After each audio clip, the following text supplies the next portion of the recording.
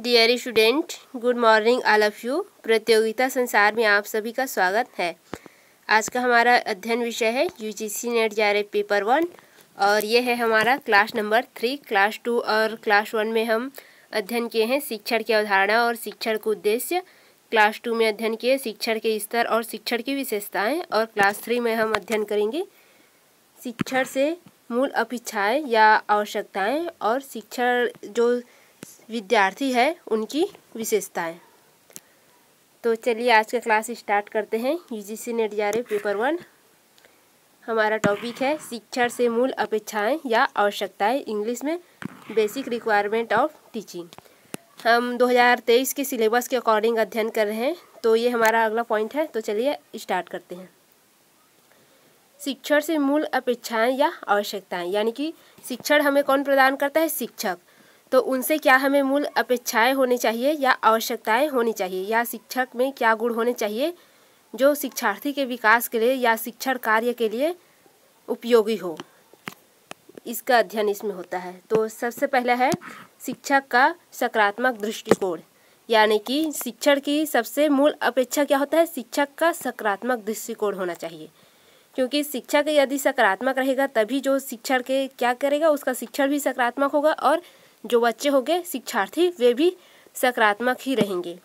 फिर है शिक्षण का आत्मविश्वास प्रबल, यानी कि जो शिक्षक है उसका आत्मविश्वास जो है प्रबल होना चाहिए, तभी क्या कर सकेगा, वह पूरे तरीके से शिक्षण का कार्य कर सकेगा और शिक्षार्थी भी प्रभावित होगा। फिर नेक्स्ट आवश्यकता या अपेक्षा है यथार्थवादी दृष्टिकोण, यानी कि जो शिक्षक है उसे शिक्षण कार्य के लिए क्या होना चाहिए? यथार्थवादी दृष्टिकोण रखना चाहिए, यानी कि सत्यता की दृष्टिकोण। किसी भी तथ्य को क्या यथार्थ होना चाहिए, सत्य होना चाहिए, ये दृष्टिकोण रखना चाहिए।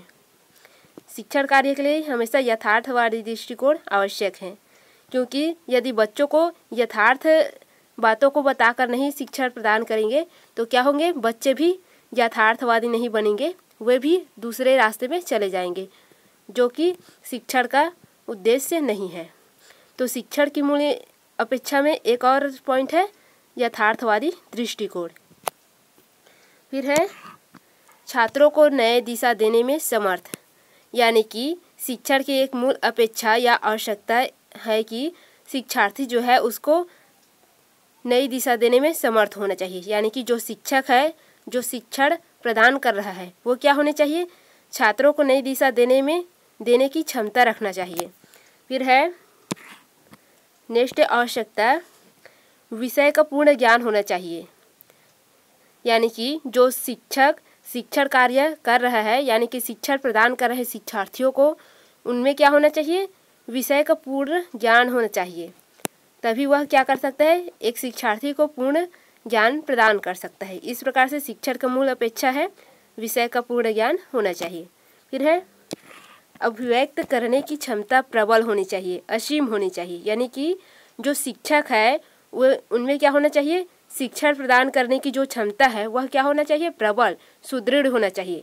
जो एक शिक्षक तभी बन पाएगा, कोई व्यक्ति एक शिक्षक तभी बन पाएगा जब उसमें किसी भी बात को अभिव्यक्त करने की, यानी कि स्पष्ट अभिव्यक्त करने की क्षमता हो। ये क्या है? शिक्षण की मूल अपेक्षा है या आवश्यकता है, तभी क्या होगा? शिक्षण कंप्लीट हो पाएगा। फिर नेक्स्ट अपेक्षा है या आवश्यकता है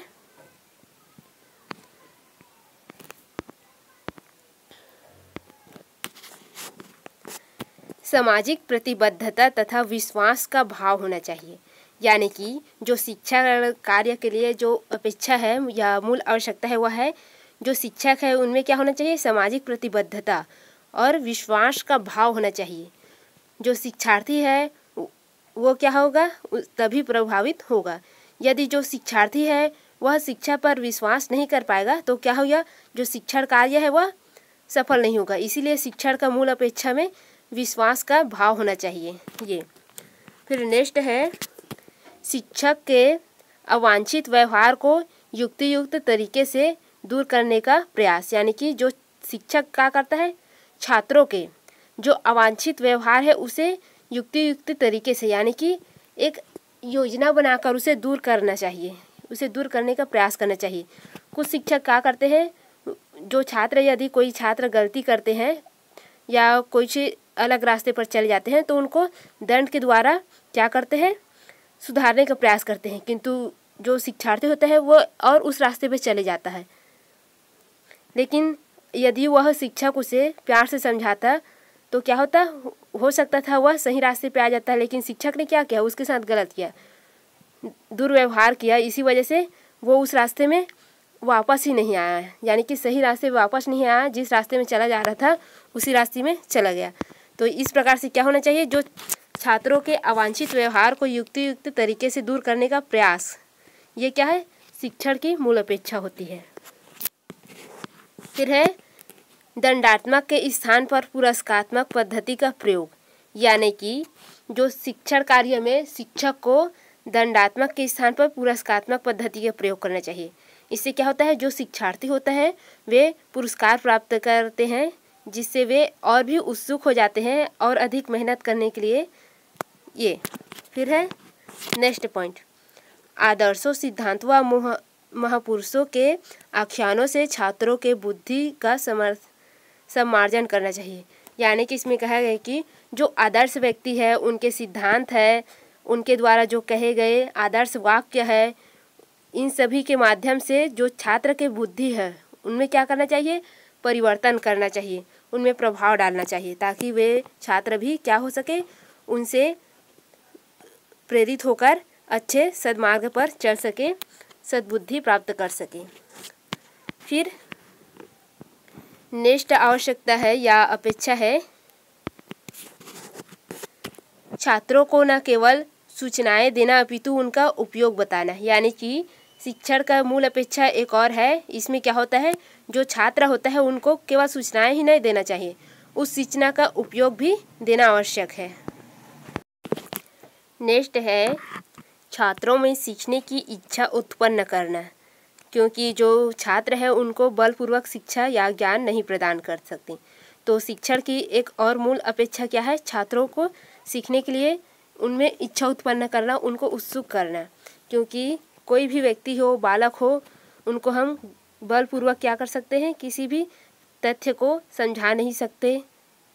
वह इच्छित होगा तभी हम उसे समझा पाएंगे, नहीं तो हम कितना बोलते रहें वो समझेगा ही नहीं। इसलिए कहा गया है कि छात्रों में सीखने की इच्छा उत्पन्न करना चाहिए। फिर है नेक्स्ट तथ्य, शिक्षण की नेक्स्ट आवश्यकता, शिक्षण छात्र व विषय के बीच समन्वय स्थापित करना। यानी कि शिक्षण का एक और आवश्यकता है कि शिक्षक, छात्र और विषय के मध्य क्या होना चाहिए, समन्वय होना चाहिए। कभी कभी होता है कि शिक्षक क्या करता है, विषय वस्तु को छोड़कर कहीं और पॉइंट को शिक्षार्थी को बताता है, जिससे क्या होता है, उनमें असमन्वित हो जाता है। तो इस प्रकार से जो शिक्षक है उसे पाठ्यक्रम या विषय वस्तु को ही छात्रों को अच्छे तरीके से समझाना चाहिए, उनमें समन्वय स्थापित रहना चाहिए। कभी कभी होता है कि शिक्षक पढ़ाने के लिए आया रहता है और किसी अन्य बातों को उसमें बीच में ला देता है, तो इस प्रकार से क्या होना चाहिए, असमन्वय नहीं होना चाहिए। फिर है नेक्स्ट आवश्यकता या उसकी,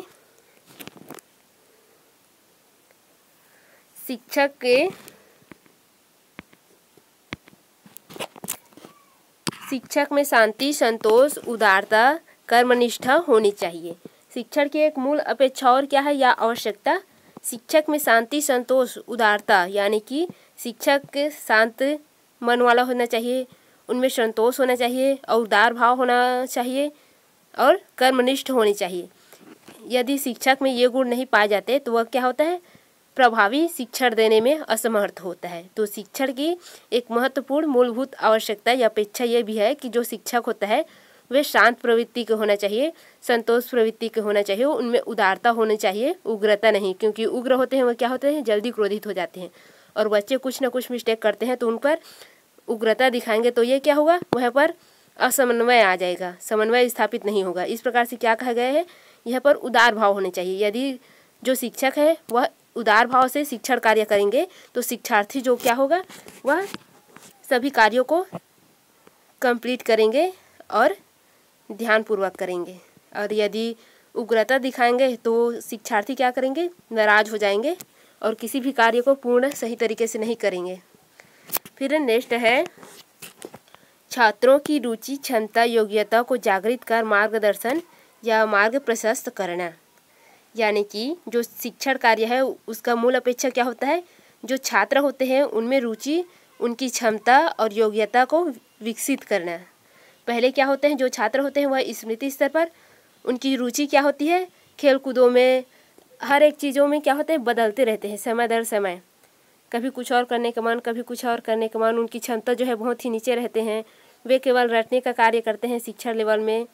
इस प्रकार से फिर आगे बढ़ते हैं तो क्या होता है, समझते हैं, फिर तर्क वितर्क करना सीखते हैं इस प्रकार से। तो उनकी क्षमता का क्या करना, विकास करना, ये एक अपेक्षा है। फिर है नेक्स्ट पॉइंट,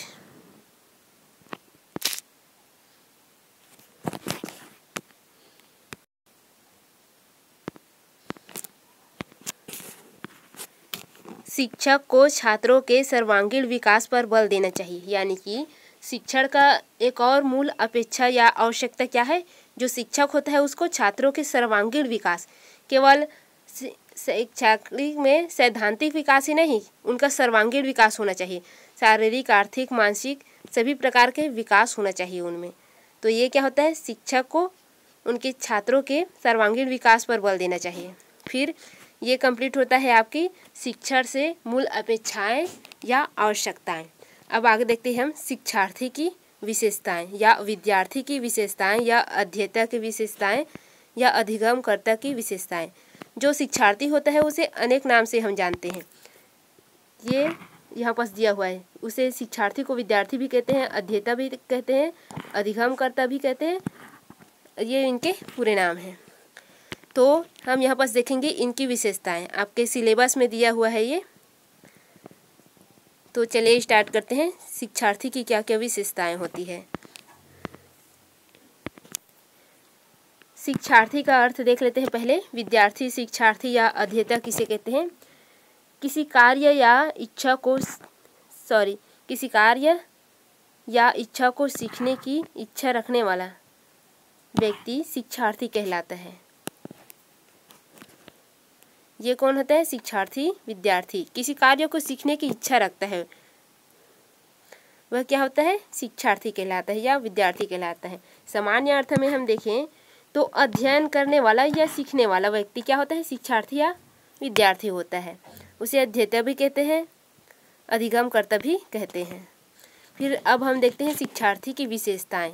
तो शिक्षार्थी दो प्रकार के होते हैं, एक वयस्क शिक्षार्थी होता है और एक किशोर शिक्षार्थी होता है। तो किशोर शिक्षार्थी में कौन आते हैं, किशोर शिक्षार्थी में 12 से 18 वर्ष के जो आयु वाले बच्चे होते हैं वो आते हैं, और वयस्क शिक्षार्थी में 18 वर्ष से अधिक वाले जो बच्चे हैं वे आते हैं। और जो बाल शिक्षार्थी होते हैं क्या होते हैं, वे इसी के अंतर्गत रहते हैं, उन्हें नहीं जोड़ा जाता, क्योंकि बाल शिक्षार्थी जो होते हैं उनमें जो शिक्षा की क्षमता है वह प्रबल नहीं होता। तो शिक्षार्थी दो प्रकार के होते हैं, एक 12 से 18 वर्ष की जिसे किशोर शिक्षार्थी बोलते हैं, और एक वयस्क शिक्षार्थी जिनकी आयु 18 वर्ष से अधिक होती है। इन दोनों को ही आपके सिलेबस में सम्मिलित किया गया है, तो हम सिलेबस के अकॉर्डिंग दोनों का ही अध्ययन करेंगे, क्योंकि समय भी कम है और सिलेबस से आगे नहीं पूछते, आपके सिलेबस से ही क्वेश्चन पूछते हैं। तो आपके सिलेबस में किशोर शिक्षार्थी और वयस्क शिक्षार्थी दिया हुआ है, तो इन दोनों की विशेषताएं हम एक साथ देखते हुए जाएंगे तुलनात्मक दृष्टिकोण से, ताकि कोई समस्या ना आए। तो चलिए देखते हैं जो किशोर शिक्षार्थी है और वयस्क शिक्षार्थी है उनकी शैक्षणिक विशेषताएं, यानी कि जो शिक्षा से संबंधित है ये विशेषताएं किशोर और वयस्क शिक्षार्थियों में किस प्रकार की होती है। शैक्षणिक विशेषताएं पहले देखेंगे दोनों में, पहले किशोर शिक्षार्थी का देखेंगे फिर वयस्क का। तो किशोर जो शिक्षार्थी होते हैं उनमें व्यवसाय चुनाव की चिंता होती है, यानी कि उनमें क्या होता है, जो किशोर शिक्षार्थी होते हैं छोटे उम्र के शिक्षार्थी, उनमें क्या होता है, किसी एक विषय को चुनने की चिंता होती है, क्योंकि उनके सामने ये क्या होता है, विकल्प ही बहुत नवीन होते हैं। जैसे कि वो 6वीं से निकलता है, फिर क्या होता है, उनके पास 4 से 5 से अधिक सब्जेक्ट आ जाते हैं और नए नए सब्जेक्ट जुड़ जाते हैं।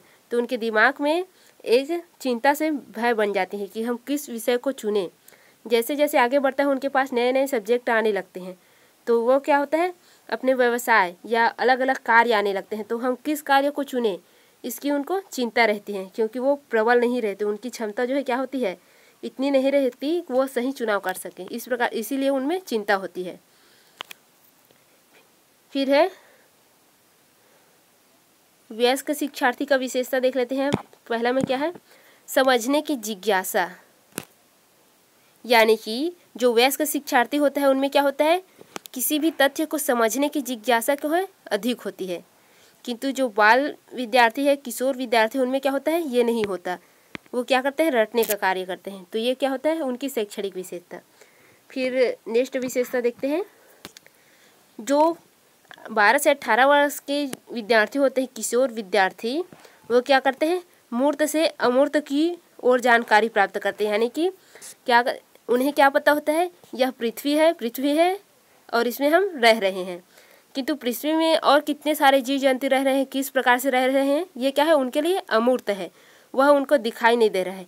लेकिन वो क्या करेंगे, उस पृथ्वी के अमूर्त ज्ञान की ओर आगे बढ़ेंगे। इसमें क्या क्या है, इसके अंदर क्या है, आंतरिक संरचना किस प्रकार से है, बाह्य संरचना किस प्रकार से है, ये अध्ययन करेंगे। तो ये क्या है, मूर्त से अमूर्त की ओर। लेकिन जो वयस्क विद्यार्थी है वो क्या करेंगे, अमूर्त विचारों का विकास करेंगे, यानी कि ये क्या करते हैं, जो विचार यानी कि जो तथ्य हमें दिखाई नहीं देते उनका क्या करता है, विकास करता है। वह चिंतन मनन करता है कि इसके अंदर यह कैसे आया और किस प्रकार से हो रहा है, इस प्रकार का। तो वो क्या करते हैं, अमूर्त विचारों का विकास करते हैं। फिर नेक्स्ट विशेषता है चित्र एवं प्रदर्शन द्वारा सीखना। जो किशोर शिक्षार्थी होते हैं वो चित्र और प्रदर्शन के द्वारा सीखते हैं, और जो वयस्क विद्यार्थी होते हैं वो क्या करते हैं, क्रियाकलाप के द्वारा सीखते हैं, यानी कि किसी भी कार्यों को कर कर सीखते हैं ये। फिर नेक्स्ट है किशोर शिक्षार्थी का श्रव्य एवं दृश्य सामग्री द्वारा सीखना, यानी कि ये जो 12 से 18 वर्ष के बच्चे रहते हैं वो क्या करते हैं, श्रव्य एवं दृश्य सामग्री के द्वारा सीखते हैं। श्रव्य मतलब क्या होता है, किसी बातों को सुनकर, और दृश्य मतलब देखकर। जैसे कि उन्हें क्या करना है, पृथ्वी के बारे में कुछ बताना है, तो उनके सामने क्या करना चाहिए, पहले पृथ्वी का एक ग्लोब देखना आना चाहिए, फिर उसके वस्तुओं को उसको दर्शाना चाहिए, तभी वे समझ पाएंगे। लेकिन जो वयस्क विद्यार्थी होते हैं वो क्या करते हैं, तर्कयुक्त अधिगम, यानी कि तर्क के द्वारा सीखते हैं वो लोग। उनके सामने ग्लोब ना भी प्रस्तुत करो फिर भी वो समझ जाएंगे। पृथ्वी बोलोगे, हाँ तो पृथ्वी ऐसा होता है, इसमें ये चीज़ होता है, इस प्रकार से वो तर्क कर लेंगे। फिर है जो किशोर विद्यार्थी है उनकी नेक्स्ट विशेषता है शैक्षणिक भविष्य आधारित होता है, यानी कि जो किशोर विद्यार्थी हैं वो पढ़ाई किस लिए करते हैं, अच्छे भविष्य बनाने के लिए। लेकिन जो वयस्क विद्यार्थी होते हैं 18 साल से अधिक वर्ष के, वो क्या करते हैं, उनका जो शिक्षा है वो क्या होता है, भविष्य आधारित नहीं होता है, क्योंकि कोई क्या करता है, ज्ञान प्राप्त करने के लिए अध्ययन करता है और इनकी भविष्य बनाने के लिए, क्योंकि पहले ही शिक्षा ही प्राप्त नहीं करेगा तो उनका भविष्य कैसा रहेगा, अंधेरे में ही रहेगा। तो वो क्या करेगा, उजाला लाने के लिए अपने भविष्य में शिक्षण कार्य करता है। तो ये इनकी शैक्षणिक विशेषता है। फिर नेक्स्ट विशेषता है सामाजिक विशेषताएं। किशोर बच्चे और वयस्क बच्चों में जो सामाजिक विशेषताएं हैं वो अध्ययन करेंगे हम। ये किशोर बच्चे हैं, इनमें सामाजिक विशेषताएं क्या क्या होती है ये देख लेते हैं। आत्मसम्मान की भावना प्रबल होती है। जो किशोर बच्चे होते हैं वो क्या होते हैं, जो छोटे बच्चे होते हैं उनमें आत्मसम्मान की प्रबलता होती है। यदि कोई व्यक्ति उनको क्या कर गलत कह दे तो वह बच्चे क्या हो जाते हैं, आक्रोश हो जाते हैं, उग्र हो जाते हैं। तो ये क्या है, उसमें आत्मसम्मान की भावना जो है क्या होता है, प्रबल होता है, इसीलिए वे आक्रोश हो जाते हैं। तो ये है पहला सामाजिक विशेषता। फिर है स्वतंत्रता की भावना। जो किशोर बच्चे हैं वो क्या होते हैं, स्वतंत्र प्रवृत्ति के होते हैं। यदि उनमें ज़्यादा रोक टोक की जाए तो वो क्या हो जाते हैं, उग्र हो जाते हैं, या बहुत ज़्यादा शिकायत करते हैं, या कभी कभी झगड़ा करने लगते हैं, या घर से चले जाते हैं। फिर है आत्म प्रेम की भावना, यानी कि जो किशोर बच्चे होते हैं उनमें क्या होता है, आत्म प्रेम की भावना। वे स्वयं को बहुत ही क्या मानते हैं, सर्वश्रेष्ठ मानते हैं, और बाकी बच्चों को क्या करते हैं, नहीं मैं अच्छी हूँ और तुम मेरे से कम हो, इस प्रकार से उनमें आत्म प्रेम की भावना होती है। फिर है इसमें स्टेनले हॉल, ये स्टेनले हॉल लिखा हुआ है, इसे आप ध्यान करेंगे। स्टेनले हॉल ने एक उनकी विशेषता बताया है, किशोरावस्था संघर्ष, तनाव, तूफान तथा विरोध की अवस्था है। ये एक कोटेशन है यानी कि परिभाषा है जिसे स्टेनले हॉल ने दिया है जो किशोर बच्चे हैं उन पर, उनकी सामाजिक विशेषताओं पर। तो इसे आप याद रखेंगे, यह बहुत ही महत्वपूर्ण है। अब हम देख लेते हैं वयस्क बच्चों की सामाजिक विशेषताएं। जो वयस्क बच्चे हैं उनकी सामाजिक विशेषताएं किस प्रकार से होती है? दायित्वपूर्ण भावना, यानी कि उनमें जिम्मेदारी की भावना होती है। जो वयस्क बच्चे हैं उनमें सामाजिक वचनबद्धता की क्या होती है? विशेषता पाई जाती है। वे क्या होते हैं? सामाजिक तौर पर वचनबद्ध होते हैं। फिर है समान अधिगम संबंधी समूहों में जुड़ना। जो वयस्क बच्चे होते हैं 18 वर्ष से अधिक, वे क्या करते हैं? अपने समान जो अधिगम है, पढ़ाई से संबंधित संस्थाएं हैं, उनसे जुड़ते हैं। फिर है विशेष विषय से भय, यानी कि उन्हें एक विशिष्ट विषय से क्या होता है? भय होने लगता है। जैसे कि कोई समाजशास्त्र वाले हैं और मैथ का सब्जेक्ट उन्हें दे दो तो उन्हें भय होता है, इस प्रकार से। तो ये है सामाजिक विशेषताएं वयस्क और किशोरावस्था के बच्चों की। आगे देखते हैं भावनात्मक विकास, यानी कि भावनात्मक विशेषताएं।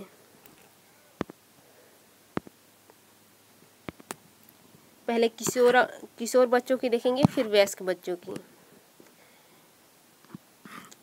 किशोर बच्चों की फर्स्ट भावनात्मक विशेषता होती है आत्म प्रेम की भावना, जो कि हम सामाजिक वाले विशेषता में भी देखे हैं। फिर है विरोधी तथा अपराध की भावना, ये अपराध है, इसे सुधार लेंगे। अपराध की प्रवृत्ति, जो किशोर बच्चे होते हैं उनमें विरोध तथा अपराध की प्रवृत्ति होती है।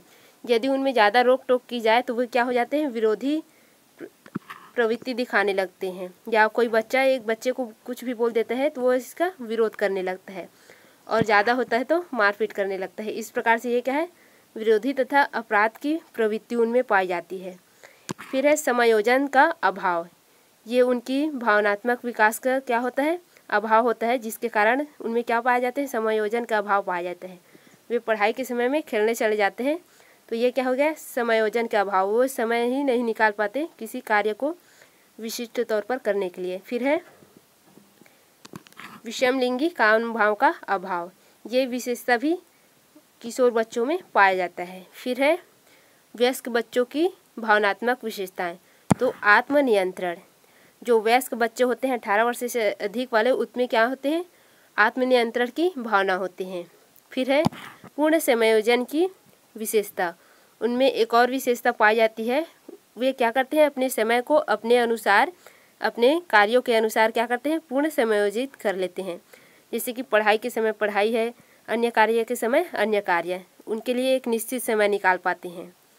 तो ये होता है इनकी भावनात्मक विशेषताएं।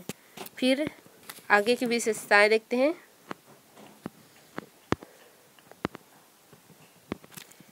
नेक्स्ट है ज्ञानात्मक विशेषताएं, इसे संज्ञात्मक विशेषता भी कहते हैं, किंतु ज्ञानात्मक और संज्ञात्मक में बहुत ही अंतर है। जो ज्ञानात्मक होता है वह एक विशिष्ट विषय से संबंधित होता है, और संज्ञात्मक जो होता है यह सभी विषय से संबंधित होता है।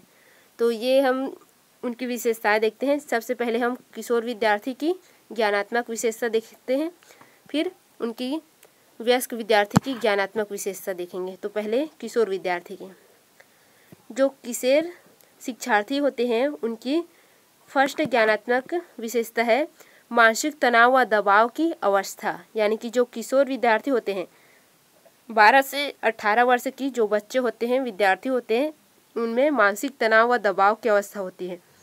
वे उनके सामने हमेशा नए नए तथ्य आते रहते हैं। वे सोचते हैं हम इसे किस प्रकार से करें या किस प्रकार से पढ़ाई करें।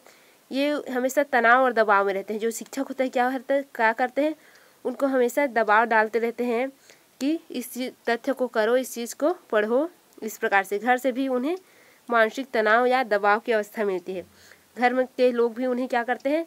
पढ़ो ऐसे करके हमेशा डांटते रहते हैं, और छोटी छोटी बातों पर भी रोक टोक करते रहते हैं। तो ये क्या होता है?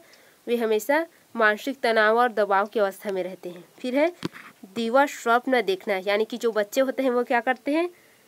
दिन में स्वप्न देखते रहते हैं कि हम ये कर लेंगे, ऐसा कर लेंगे, इस प्रकार से। फिर है वीर पूजा, यानी कि जो किशोर बच्चे हैं वे क्या करते हैं, किसी एक व्यक्ति को जिसे वो ज़्यादा पसंद करते हैं, वह उनके जैसा बनना चाहते हैं, ये क्या होता है, वीर पूजा कहलाता है। अब देखते हैं हम वयस्क जो विद्यार्थी है उनकी ज्ञानात्मक विशेषताएं। तो उनमें जिम्मेदारी की भावना, ये हम पहले भी देख चुके हैं पहले पॉइंट में। तो ये क्या होता है, ज्ञानात्मक विशेषता में जो वयस्क विद्यार्थी होते हैं उनमें जिम्मेदारी की भावना होती है। और स्वयं प्रेरणा, जो वयस्क विद्यार्थी होते हैं वे क्या करते हैं, अपने आप को मोटिवेट करते हैं, खुद को प्रेरणा देता है कि हम इस कार्य को कर सकते हैं, इस प्रकार से। फिर है नए ज्ञान, यानी कि जो वयस्क विद्यार्थी क्या होता है, वह नए नए ज्ञान की खोज में निरंतर लगे रहते हैं, वह नए नए ज्ञान को जानने के लिए इच्छुक रहते हैं। तो ये क्या है, उनमें यह प्रवृत्ति या विशेषता भी पाई जाती है। फिर है नए ज्ञान की व्यवहारिकता, यानी कि जो वयस्क विद्यार्थी होते हैं वे क्या करते हैं, नए नए ज्ञान सीखते हैं, खोज करते हैं उनको और अपने व्यवहार में लाने का प्रयास करते हैं। तो ये उनकी विशेषता होती है। फिर है मूल प्रवृत्ति, ये देखते हैं जन्म से ही बच्चों में विशेष मूल प्रवृत्ति होती है। तो ये क्या होगा, वयस्क और जो किशोर अवस्था के बच्चे हैं सभी के लिए क्या होता है, एक ही रहता है। तो ये देखते हैं, इसीलिए हम लास्ट में ला दिए इसको। प्रत्येक व्यक्ति में कुछ व्यवहार ऐसे होते हैं जो जन्मजात होते हैं, जैसे कि सीखना नहीं पड़ता, क्या होता है, वे जन्मजात सीखे रहते हैं, उनको सीखना नहीं पड़ता, अपने आप सीख जाते हैं। जो प्रेरक शक्तियों के माध्यम से प्राणी मात्र के व्यवहार को परिचालित करते हैं उन्हें मूल प्रवृत्तियाँ कहते हैं। यानी कि वो क्या करते हैं, किसी चीज़ को अपने आप ही देख सीख कर चले जाते हैं। जैसे कि उदाहरण है भय लगने पर भागना, ये क्या है, उनकी मूल प्रवृत्ति होती है। जो इंसान होता है, बच्चे होते हैं, वयस्क हो या किशोर अवस्था के हो या अन्य हो। भूख लगने पर भोजन खोजना, ये भी उनकी मूल प्रवृत्ति है। पानी प्यास लगने पर पानी पीना, इस प्रकार से वो क्या है, उनकी मूल प्रवृत्ति है। किसी चीज़ की ज़रूरत पड़ने पर उस चीज़ को ढूंढना, ये उनकी मूल प्रवृत्ति होती है। तो ये क्या है, मूल प्रवृत्ति की विशेषताएं होती है। फिर है संवेग। संवेग, प्रत्येक व्यक्ति अपने दैनिक जीवन में दुख सुख और भय, क्रोध, घृणा, ईर्ष्या आदि का अनुभव करते हैं, ये सभी संवेग कहलाते हैं। इन अनुभवों से मन में जो भाव उत्पन्न होते हैं उसे मानव के शारीरिक और मानसिक परिवर्तन होते हैं। यानी कि जो भाव आता है, घृणा की भाव आएगा तो क्या होगा, उसकी शारीरिक और मानसिक में परिवर्तन आएगा। इन भावों को मनोवैज्ञानिक भाव में भाषा में संवेग कहते हैं, यही संवेग है। तो ये सभी क्या होते हैं, उनमें विशेषताएं होती है। तो इस प्रकार से क्या हुआ, ये शिक्षार्थी की विशेषता भी कंप्लीट हो गया, यानी कि विद्यार्थी की जो विशेषता है यह भी कंप्लीट हो गया। तो फिर आगे देखेंगे हम नेक्स्ट चैप्टर में नेक्स्ट पॉइंट को लेकर। अभी के लिए इतना ही, धन्यवाद।